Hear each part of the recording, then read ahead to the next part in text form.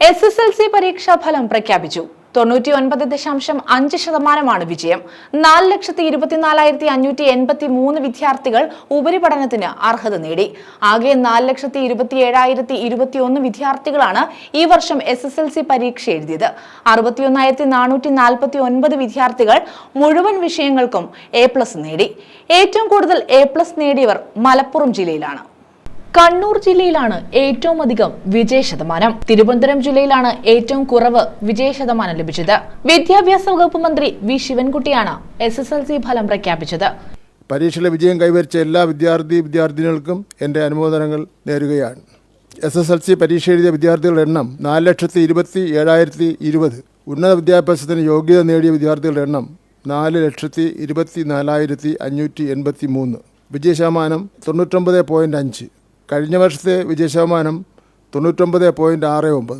കുറവ് 0.19%. എല്ലാ വിഷയങ്ങൾക്കും A+ നേടിയ വിദ്യാർത്ഥികളുടെ എണ്ണം 61,449. വിജയശതമാനം ഏറ്റവും കൂടുതലുള്ള റവന്യൂ ജില്ല കണ്ണൂർ 99.87%. വിജയശതമാനം ഏറ്റവും കുറവുള്ള റവന്യൂ ജില്ല തിരുവനന്തപുരം 98.59%. വിജയശതമാനം ഏറ്റവും കൂടുതലുള്ള വിദ്യാഭ്യാസ ജില്ലകൾ പാല, മാവേലിക്കര 100%. വിജയശതമാനം ഏറ്റവും കുറവുള്ള വിദ്യാഭ്യാസ ജില്ല ആറ്റിങ്ങൽ 98.28%. ഏറ്റവും കൂടുതൽ വിദ്യാർത്ഥികൾക്ക് എല്ലാ വിഷയങ്ങൾക്കും A+ കിട്ടിയ വിദ്യാഭ്യാസ ജില്ല മലപ്പുറം. ഔദ്യോഗിക വെബ്സൈറ്റ് വഴിയാണ് ഫലം പ്രസിദ്ധീകരിച്ചത്. ഇതിനു പുറമെ ഡിജി ലോക്കർ വഴിയും SMS വഴിയും ഫലം അറിയാൻ സൗകര്യമൊരുക്കിയിരുന്നു. SSLC പരീക്ഷയിൽ ജയവും തോൽവിയുമില്ല. എല്ലാവരും ആത്മവിശ്വാസത്തോടെ ജീവിതം എന്ന പരീക്ഷയിൽ വിജയിക്കുകയാണ് വേണ്ടതെന്നും മന്ത്രി പറഞ്ഞു. ഉപരിപഠനത്തിന് യോഗ്യത നേടിയവർ കൂടുതൽ മികവിലേക്ക് കുതിക്കണം. യോഗ്യത നേടാത്തവർ പരീക്ഷയുടെ ആനുകൂല്യം ഉപയോഗിക്കണം. അധ്യാപകർ ഇവർക്ക് വേണ്ട സഹകരണവും നൽകണം. ഇവിടെ ജയവും തോൽവിയില്ല.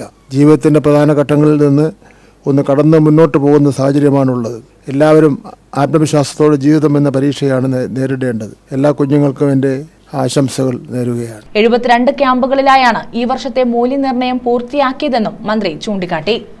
ഉത്തരക്കടലാസുകളുടെ മൂല്യനിർണ്ണയം സംസ്ഥാനത്തെ 72 ക്യാമ്പുകളിലായി ഏപ്രിൽ മാസം 3 മുതൽ 26 വരെയുള്ള 14 പ്രവൃത്തി ദിവസങ്ങൾ കൊണ്ട് പൂർത്തീകരിച്ചു.